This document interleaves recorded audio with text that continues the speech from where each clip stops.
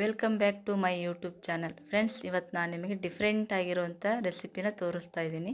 ಹೀರೆಕಾಯಿ ಚಟ್ನಿ ಮತ್ತು ಜವಾರಿ ಮೆಕ್ಕೆಕಾಯಿ ಚಟ್ನಿನ ತೋರಿಸ್ತಾ ಹೋಗ್ತೀನಿ.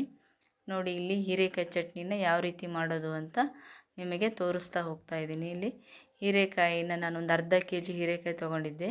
ಅದನ್ನಿಲ್ಲಿ ಚಿಕ್ಕ ಚಿಕ್ಕದಾಗಿ ಕಟ್ ಮಾಡ್ತಾ ಇದ್ದೀನಿ. ಈ ಹೀರೆಕಾಯಿ ಚಟ್ನಿನ ನಮ್ಮ ಅಕ್ಕ ಮಾಡೋದನ್ನು ನಿಮಗೆ ಯಾವ ರೀತಿ ಮಾಡೋದು ಅಂತ ತೋರಿಸ್ತಾ ಹೋಗ್ತಾರೆ.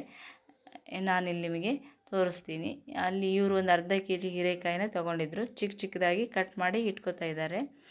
ನಾವಾದರೆ ನಮ್ಮ ಕಡೆ ಆದರೆ ದಪ್ಪ ದಪ್ಪ ಹೀರೆಕಾಯಿ ಬರುತ್ತೆ, ಹಾಗಾಗಿ ಈ ಸಿಪ್ಪೆ ತೆಗೆದುಬಿಟ್ಟೇ ಮಾಡೋದು. ಇಲ್ಲಿ ನೋಡಿ, ಒಂದು ಅರ್ಧ ಕೆ ಜಿ ಹೀರೆಕಾಯಿ ತೊಗೊಂಡಿದ್ದಾರೆ, ಒಂದಿಷ್ಟು ಮೆಣಸು ತೊಗೊಂಡಿದ್ದಾರೆ, ಕರಿಬೇವು ತೊಗೊಂಡಿದ್ದಾರೆ. ಇದನ್ನೀಗ ಯಾವ ರೀತಿ ಮಾಡೋದು ಅಂತ ತೋರಿಸ್ತಾ ಹೋಗ್ತೀನಿ. ನೋಡಿ, ಗ್ಯಾಸ್ ಆನ್ ಮಾಡಿಬಿಟ್ಟು ಪಾತ್ರೆ ಇಟ್ಕೊಂಡು ಇದಕ್ಕೆ ನಾವು ಹಸಿಮೆಣಸನ್ನು ಹಾಕ್ಕೊಂಡಿದ್ದಾರೆ. ಅವರೀಗ ಚೆನ್ನಾಗಿ ಹಸಿಮೆಣಸನ್ನು ಹುರಿಬೇಕು. ಹಾಗಾಗಿ ಅದನ್ನು ಇಲ್ಲಿ ಒಂದು 4-5 ಸ್ಪೂನ್ ಎಣ್ಣೆ ಹಾಕಿಬಿಟ್ಟು ಚೆನ್ನಾಗಿ ಹುರಿತಾರೆ. ಚಟ್ನಿ ಕೂಡ ತುಂಬಾ ಟೇಸ್ಟಿಯಾಗಿತ್ತು. ನಾನು ಕೂಡ ಫಸ್ಟ್ ಟೈಮ್ ಈ ರೀತಿ ಚಟ್ನಿನ ತಿಂದಿದ್ದು. ನಾವೆಲ್ಲ ಸಿಪ್ಪೆ ತೆಗೆದುಬಿಟ್ಟು ಸಿಪ್ಪೆಯಿಂದ ಮಾಡೋದು ಗೊತ್ತು ನನಗೆ, ಆದರೆ ಈ ರೀತಿ ಇಡೀಯಾಗಿ ಹೀರೆಕಾಯಿಂದ ಚಟ್ನಿ ಮಾಡೋದು ಗೊತ್ತಿರಲಿಲ್ಲ. ತುಂಬಾ ಟೇಸ್ಟಿಯಾಗಿತ್ತು. ನೋಡಿ, ಈ ರೀತಿಯಾಗಿ ಚೆನ್ನಾಗಿ ಹುರಿತಾರೆ. ಈ ಹಸಿಮೆಣಸು ಹುರಿಯೋದ್ರಿಂದ ಗ್ಯಾಸ್ಟ್ರಿಕ್ಕು ಕೂಡ ಆಗಲ್ಲ, ಗ್ಯಾಸ್ಟ್ರಿಕ್ಕು ಕೂಡ ಅವಾಯ್ಡ್ ಆಗುತ್ತೆ. ಸ್ವಲ್ಪ ತುಂಬ ಹಸಿಮೆಣಸು ಖಾರ ಇದ್ದರೆ ಖಾರನೂ ಕೂಡ ಕಡಿಮೆ ಆಗುತ್ತೆ ಹುರಿಯೋದ್ರಿಂದ. ನೋಡಿ, ಈ ರೀತಿಯಾಗಿ ಚೆನ್ನಾಗಿ ಅದು ಬ್ರೌನ್ ಸ್ವಲ್ಪ ಕಲರ್ ಬರೋವರೆಗೂ ಅದನ್ನು ಚೆನ್ನಾಗಿ ಹುರಿತಾರೆ. ಈಗ ಅದಕ್ಕೆ ಅರ್ಧ ಕೆ ಜಿ ಹೀರೆಕಾಯಿನ ಕಟ್ ಮಾಡಿ ಇಟ್ಕೊಂಡಿದ್ರಲ್ಲ, ಅದನ್ನು ಕೂಡ ಇಲ್ಲಿ ಅದರ ಜೊತೆಗೆ ಹುರಿತಾರೆ. ಇದು ಎಳೆ ಹೀರೆಕಾಯಿ ಆಗಿರೋದ್ರಿಂದ, ಚಿಕ್ಕ ಚಿಕ್ಕದಾಗಿರೋದ್ರಿಂದ ತುಂಬ ಏನು ರಫ್ ಆಗಿರಲಿಲ್ಲ. ಹೀರೆಕಾಯಿ ತುಂಬ ಸಾಫ್ಟಾಗಿ ಸ್ಮೂತಾಗಿ ಜವಾರಿ ಹೀರೆಕಾಯಿ ಅಂತ ಹೇಳ್ತಾರೆ ಇಲ್ಲಿ ಬಯಲುಸೀಮೆ ಕಡೆ. ಹಾಗಾಗಿ ಅದು ತುಂಬಾ ಚೆನ್ನಾಗಿತ್ತು, ಚಿಕ್ಕ ಚಿಕ್ಕದಾಗಿತ್ತು. ಈಗ ನಾವು ನಮ್ಮೂರು ಸಮ್ಮರ್ ಆಗಿರೋದ್ರಿಂದ ನಮ್ಮೂರು ರಜಕ್ಕೆ ಬಂದಿದ್ದೀವಿ. ಹಾಗಾಗಿ ಇಲ್ಲಿ ನಾನು ನಿಮಗೆ ಒಳ್ಳೊಳ್ಳೆ ರೆಸಿಪಿಗಳನ್ನು ಮಾಡಿ ತೋರಿಸ್ತಾ ಹೋಗ್ತೀನಿ. ಬಯಲುಸೀಮೆ ರೆಸಿಪಿಗಳು ತುಂಬಾ ಚೆನ್ನಾಗಿರುತ್ತೆ, ಟೇಸ್ಟಿಯಾಗಿರುತ್ತೆ, ಹೆಲ್ದಿ ಕೂಡ ಆಗಿರುತ್ತೆ. ಹಾಗಾಗಿ ಇನ್ನೂ ಯಾರ್ಯಾರು ನನ್ನ ಚಾನಲ್ ನೋಡಿಲ್ಲೋ ಪ್ಲೀಸ್ ನನ್ನ ಚಾನಲನ್ನು ಸಬ್ಸ್ಕ್ರೈಬ್ ಮಾಡ್ಕೊಳ್ಳಿ.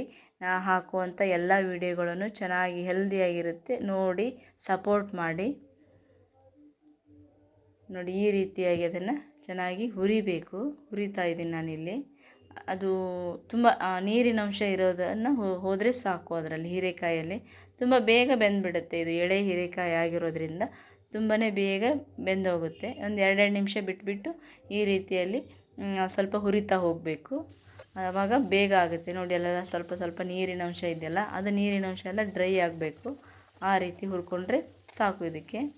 ನೋಡಿ, ಈ ರೀತಿಯಾಗಿ ಇದನ್ನು ಚೆನ್ನಾಗಿ ಹಸಿಮೆಣಸಿನಕಾಯಿ ಕೂಡ ಚೆನ್ನಾಗಿ ಅದರ ಜೊತೆಗೆ ಬೆಂದಾಗಿದೆ, ಹುರಿದಾಗಿದೆ. ನೋಡಿ, ಈ ರೀತಿಯಾಗಿ ರೆಡಿಯಾಗಿದೆ. ಈಗಿದು ಗ್ಯಾಸ್ ಆಫ್ ಮಾಡಿ ತಣ್ಣಗಾಗಕ್ಕೆ ಬಿಟ್ಟಿದ್ದೆ ನಾನು. ಈಗ ಅದನ್ನು ಮಿಕ್ಸಿ ಜಾರಿಗೆ ಹಾಕ್ಕೊಂಡಿದ್ದಾರೆ. ಬೆಳ್ಳುಳ್ಳಿ, ಕರಿಬೇವು ಹಾಕೋತಾ ಇದ್ದಾರೆ.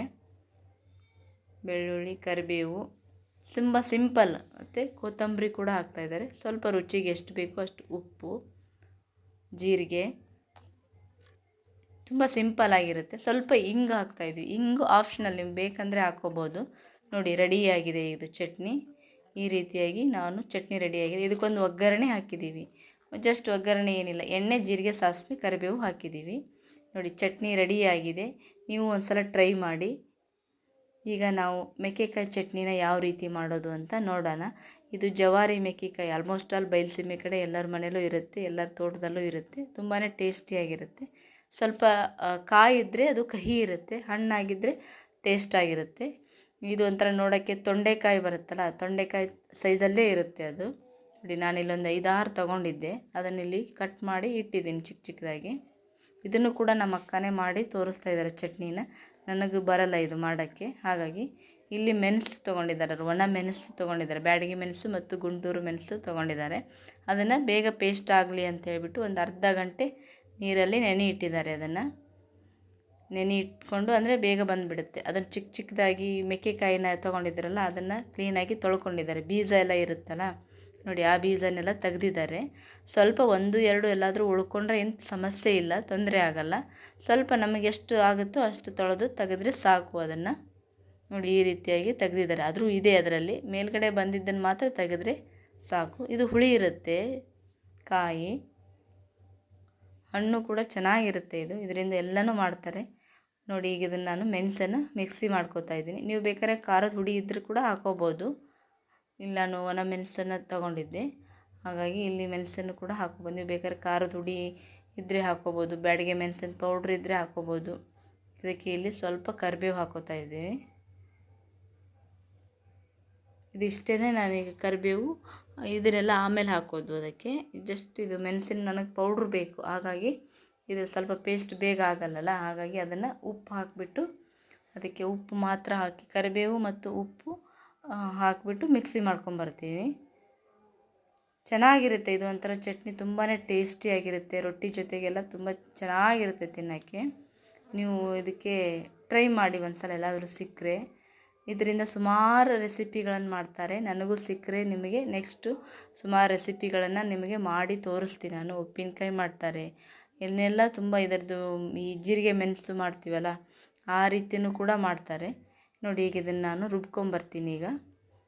ಇದಕ್ಕೆ ಈಗ ನೆಕ್ಸ್ಟು ಜೀರಿಗೆ ಹಾಕಬೇಕು, ಬೆಲ್ಲ ತೊಗೊಂಡಿದ್ದೀನಿ, ಬೆಳ್ಳುಳ್ಳಿನೂ ಕೂಡ ತೊಗೊಂಡಿದ್ದೀನಿ. ಈಗ ಅದನ್ನು ನಾನು ನೀಟಾಗಿ ಅದನ್ನು ಪೇಸ್ಟ್ ಮಾಡ್ಕೋಬೇಕಲ್ಲ, ಹಾಗಾಗಿ ಮೆಣಸಾಗಿರೋದ್ರಿಂದ ಸ್ವಲ್ಪ ಪೇಸ್ಟ್ ಆಗಬೇಕು. ನೀವು ಡೈರೆಕ್ಟು ಖಾರದ ಹುಡಿ ಹಾಕಿದರೆ ಡೈರೆಕ್ಟ್ ಎಲ್ಲನೂ ಕೂಡ ಅದ್ರ ಜೊತೆಗೆ ಹಾಕಿ ಮಿಕ್ಸಿ ಮಾಡ್ಬೋದು.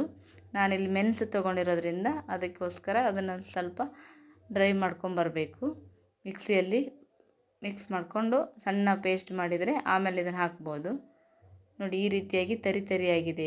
ಈಗ ಇದನ್ನು ನಾನು ಎಲ್ಲ ತೊಗೊಂಡಿರೋವಂಥ ಬೆಳ್ಳುಳ್ಳಿ ಮತ್ತು ಜೀರಿಗೆ, ಉಪ್ಪು, ಬೆಲ್ಲ, ಇನ್ನೊಂದು ಸ್ವಲ್ಪ ಉಪ್ಪು ಹಾಕಬೇಕು ಅದಕ್ಕೆ. ಅದನ್ನೆಲ್ಲನೂ ಕೂಡ ಈಗ ಇದ್ರ ಜೊತೆಗೆ ನಾನಿಲ್ಲಿ ಹಾಕ್ತಾ ಹೋಗ್ತೀನಿ. ನೋಡಿ ಬೆಳ್ಳುಳ್ಳಿ ಹಾಕೋತಾ ಇದ್ದೀನಿ. ನೀವು ಇದಕ್ಕೆ ಬೇಕಾದ್ರೆ ಈರುಳ್ಳಿನೂ ಕೂಡ ಹಾಕೋಬೋದು, ಚೆನ್ನಾಗಿರುತ್ತೆ. ಈರುಳ್ಳಿ ಹಾಕಿದರೂ ಕೂಡ ಅದು ಒಂಥರ ಟೇಸ್ಟಿಯಾಗಿರುತ್ತೆ. ನೀವು ಬೇಕಾದ್ರೆ ಕಡಲೆಬೇಳೆ, ಉದ್ದಿನಬೇಳೆ ಕೂಡ ಹುರಿದು ಬಿಟ್ಟು ಹಾಕೋಬೋದು, ಅದು ಒಂಥರ ಡಿಫ್ರೆಂಟಾಗಿ ಟೇಸ್ಟ್ ಬರುತ್ತೆ. ಬಟ್ ನಮಗೇನೂ ಬೇಡ, ತುಂಬಾ ಚೆನ್ನಾಗಿ ನ್ಯಾಚುರಲ್ ಟೇಸ್ಟ್ ಬೇಕು ಅಂದರೆ ಇಷ್ಟೇ ಹಾಕಿದರೆ ಸಾಕು. ಅದಕ್ಕೆ ತುಂಬ ಚೆನ್ನಾಗಿರುತ್ತೆ. ಈ ರೀತಿ ಹಾಕಿದರೆ ಒಂದು ವಾರನಾದರೂ ಇಟ್ಕೊಂಡು ನಾವು ತಿನ್ಬೋದು. ನೋಡಿ ಇದಕ್ಕೆ ನಾನಿಲ್ಲಿ ಕಟ್ ಮಾಡಿ ಇಟ್ಕೊಂಡಿರೋವಂಥ ಮೆಕ್ಕೆಕಾಯಿನ ಹಾಕ್ತಾಯಿದ್ದೀನಿ. ಇದನ್ನು ಕೂಡ ಹಾಕ್ತಾಯಿದ್ದೀನಿ. ಈಗ ಇದನ್ನು ಮಿಕ್ಸಿ ಮಾಡ್ಕೊಂಬರೋಣ. ಈಗ ನುಣ್ಣಾಗಿ ಪೇಸ್ಟಾಗಿ ನೋಡಿ, ಈಗ ಇದು ರೆಡಿಯಾಗಿದೆ, ಪೇಸ್ಟ್ ಆಗಿದೆ. ಚೆನ್ನಾಗಿ ಮಿಕ್ಸಿಯಲ್ಲಿ ಗ್ರೈಂಡಲ್ಲಿ ಪೇಸ್ಟ್ ಆಗಿರುತ್ತೆ. ಇದನ್ನು ನಾವು ಒಂದು ವಾರ ಇಟ್ಕೊಂಡು ತಿಂದರೂ ಏನೂ ಹಾಳಾಗಲ್ಲ.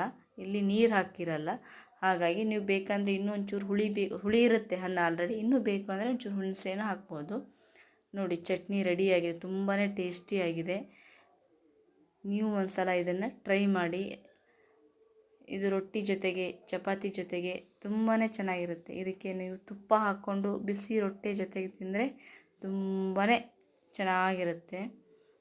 ಓಕೆ ಫ್ರೆಂಡ್ಸ್, ಹಾಗಾದರೆ ನಿಮಗೆ ಈ ವಿಡಿಯೋ ಇಷ್ಟ ಆಗಿದೆ ಅನ್ಕೋತೀನಿ. ಇಷ್ಟ ಆದರೆ ಲೈಕ್ ಮಾಡಿ, ಶೇರ್ ಮಾಡಿ, ಸಬ್ಸ್ಕ್ರೈಬ್ ಮಾಡಿ. ಪ್ಲೀಸ್ ನನ್ನ ಚಾನಲ್ ಸಪೋರ್ಟ್ ಮಾಡಿ.